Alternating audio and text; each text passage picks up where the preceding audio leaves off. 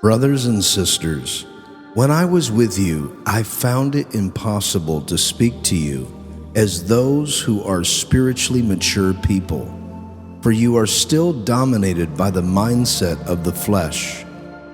And because you are immature infants in Christ, I had to nurse you and feed you with milk, not with solid food of more advanced teachings, because you weren't ready for it. In fact, you are still not ready to be fed solid food, for you are living your lives dominated by the mindset of the flesh. Ask yourselves, is there jealousy among you? Do you compare yourself with others? Do you quarrel like children and end up taking sides? If so, this proves that you are living your lives centered on yourselves, dominated by the mindset of the flesh, and behaving like unbelievers. For when you divide yourselves up in groups, a Paul group and an Apollos group, you're acting like people without the Spirit's influence. Who is Apollos really? Or who is Paul? Aren't we both just servants through whom you believed our message? Aren't each of us doing the ministry the Lord has assigned to us? I was the one who planted the church, and Apollos came and cared for it, but it was God who caused it to grow. This means the one who plants is not anybody special, nor the one who waters, for God is the one who brings the supernatural growth.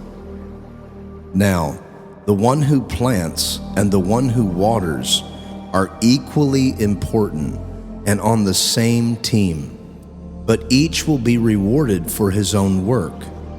We are co-workers with God, and you are God's cultivated garden, the house he is building. God has given me unique gifts as a skilled master builder who lays a good foundation. Afterward, another craftsman comes and builds on it. So builders beware. Let every builder do his work carefully, according to God's standards. For no one is empowered to lay an alternative foundation other than the good foundation that exists, which is Jesus Christ. The quality of materials used by anyone building on this foundation will soon be made apparent, whether it has been built with gold, silver, and costly stones, or wood, hay, and straw. Their work will soon become evident, for the day will make it clear, because it will be revealed by blazing fire.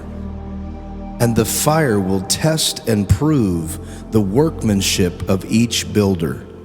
If his work stands the test of fire, he will be rewarded.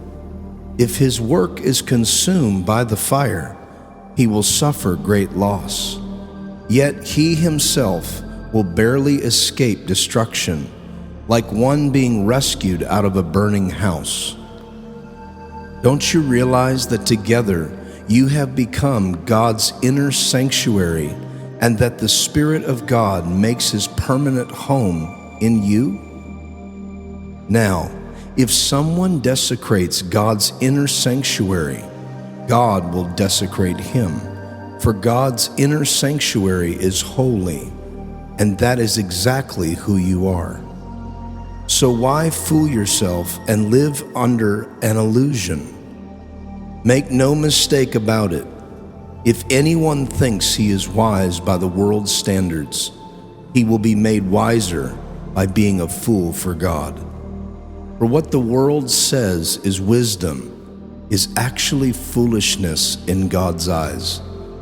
As it is written, the cleverness of the know-it-alls becomes the trap that ensnares them. And again, the Lord sees right through the clever reasonings of the wise and know that it's all a sham. So don't be proud of your allegiance to any human leader, for actually you already have everything.